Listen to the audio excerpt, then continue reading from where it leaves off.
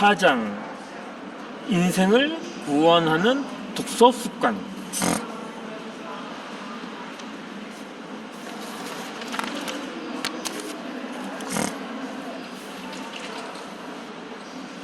새벽 시간을 활용해 책을 읽어라.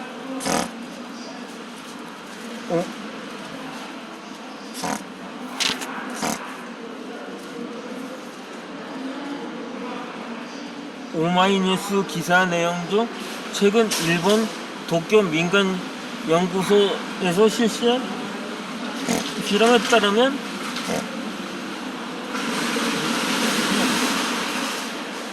초등학생 10명에게 동화책을 2분간 소리내어 읽게 한 뒤 기억력 검사를 시행했다. 결과로는 아무것도 하지 않았던 때보다 10%에서 20%나 기억력이 증진되었다는 구체적인 데이터가 나왔다. 이는 독서가 두뇌를 활성화시켜 결과적으로 두뇌 능력을 향상시킨 것이라며 연구 논문은 뇌과학관련 국제학회에 발표했다.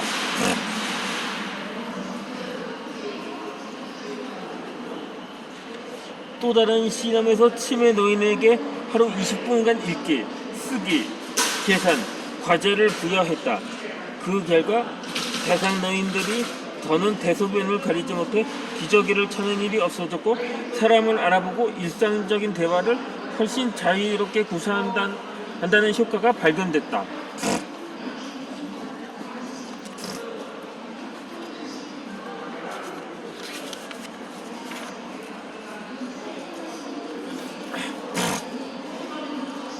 이 연구를 주관한 도호쿠 대학의 가와시마 교수에 따르면 책을 읽을 때 전두 전하가 활성된다고 한다.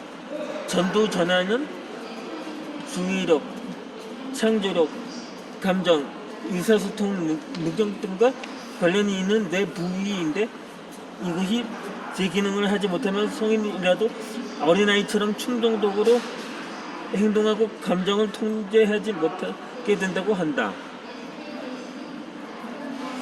직장이라는 사회생활에 얽매여 치열하게 살아가다 보면 먹기 위해 자는 것인지 살기 위해 먹는 것인지 모르겠다라는 우스갯소리를 하며 동료들과 웃곤 한다. 하지만 이 말 속에는 우리네 다람쥐 첩보기 같은 인생의 고단한 소리 나는 걸 금세 알아차린다.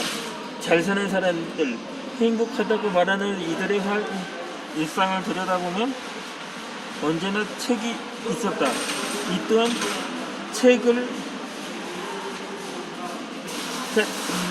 접하고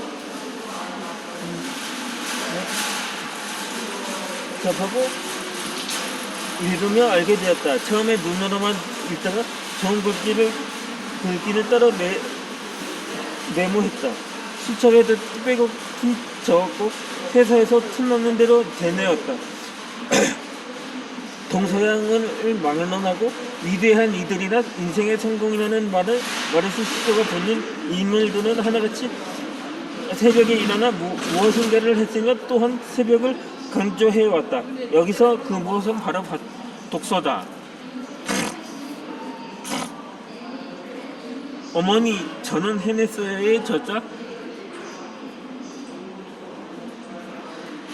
김규환 명장은 수많은 책을 읽으면서 나는 성공한 사람들의 공통점을 발견할 수 있었다. 성공한 사람들은 새벽을 좋아한다. 이는 사실이다. 나는 하루에 3시간 이상 잠을 자본 적이 거의 없다고 말한다.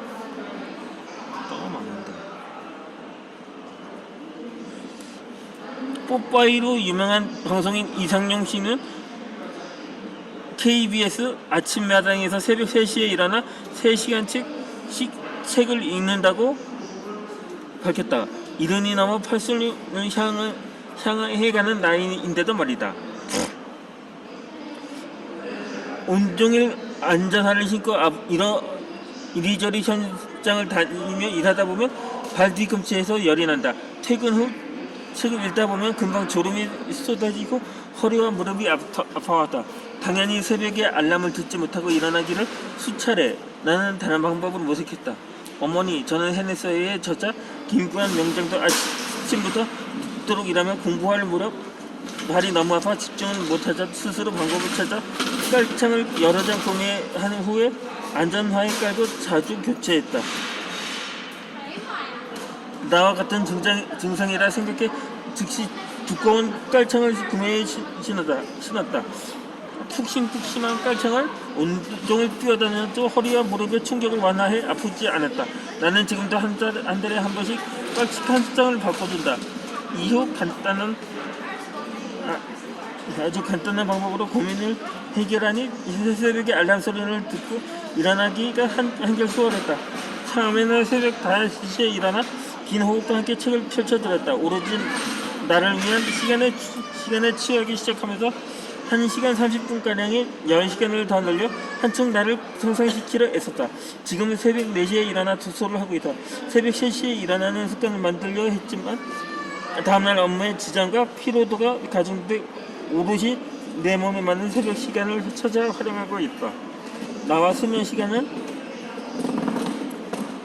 4시간이 가장 이성적이다. 새벽에 책 읽기는 완전한 몰입의 순간이다.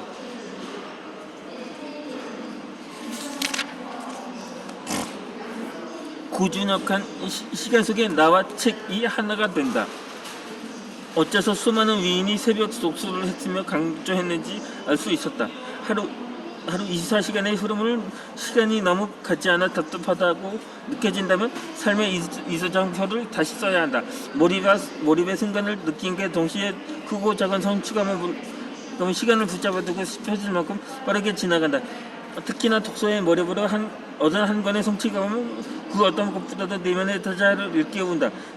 매일 새벽 시간에 힘든 눈꺼풀이 다시 살아나는 이유가 여기에 있기 때문이다.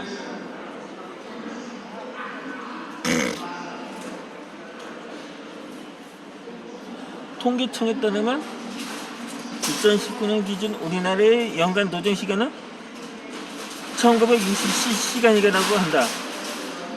연마다 줄어들고는 있지만 다른 국가들에 비해서는 장시간 노동에 시달리고 있는 것이다. 나는 지금껏 하루 8시간만 근무한 적이 없다. 8시간만 근무하면 급여가 형편없어. 그저 한 푼이라도 더 벌어 아내에게 가져다주어 잔압을 의무적으로 쳐줬다. 중소기업 급여 체계는 일반 대기업과는 상당히 차이고 있고 있기 때문이다. 나뿐만 아니라 우리나라의 중소기업을 따지는 모든 가정의 애환이기도 하다. 5시간 근무가 막 시작되어도 중소기업은 12시간 근무와 주말 근무는 당연히 시되었다. 한 달에 하루만 쉬고 일을 했다. 그래야 이 험난한 세상에 버티고 살아갈 수가 있다. 낫기 때문에 바쁘다며 하소연하며 애써 웃음 지으며 혹 내년에 시급을 잘 받기 위해라는 위안으로 승낙하고 만다. 한 달에 한 번이나 2번 쉬는데 취미가 있을 일이 만무했다. 토끼처럼 약삭빠르지도 사자처럼 용감하지도 못하지만 그저 꾸준함으로 무기로 하루하루 열심히 살아가는 평범한 사람들, 우리는 그들을 거북이라 부른다.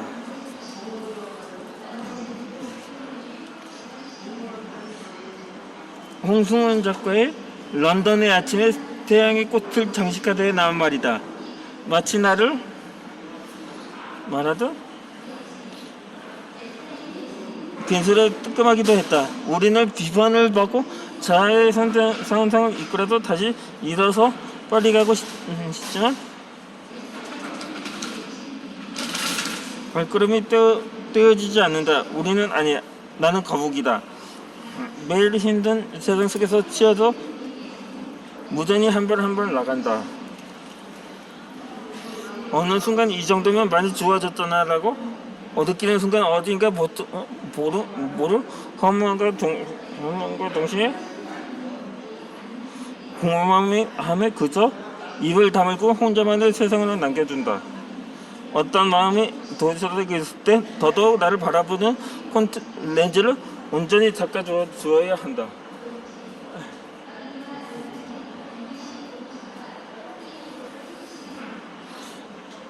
닦아주어야 한다.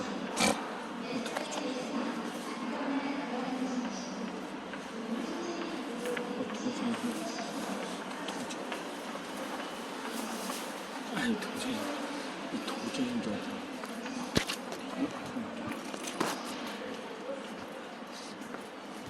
아니 도저히 힘들어.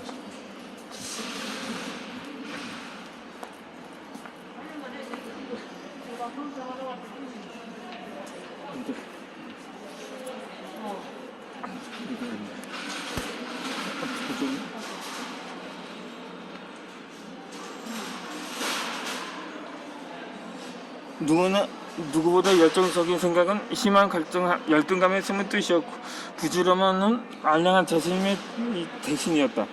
책 한 권이 주는 심적 변화를 알게 깊이 빠져보기도 했지만 뜻대로 이루어지지 않았다. 나는 누군가와 마찬가지로 이 시간이 문제였다. 나는 평생 거북이로만 남아있어야 한다는 내면의 목소리가 수라치게 놀랐다. 이 시간 문제는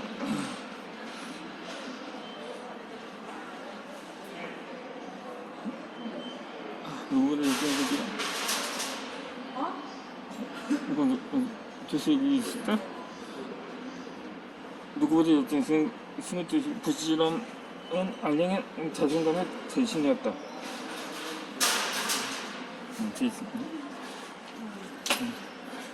앞서서 한 권이 주는 심적 변화를 알기에 깊이 빠져보기로 했지만 뜻대로 이루어지지 않았다. 나는 누군가의 마찬가지로 시간이 문제였다. 나는 평생 거북이로만 남아있다는 내 안의 목소리에 스스로 치고 넣었다. 시간이 문제면 시간을 만들면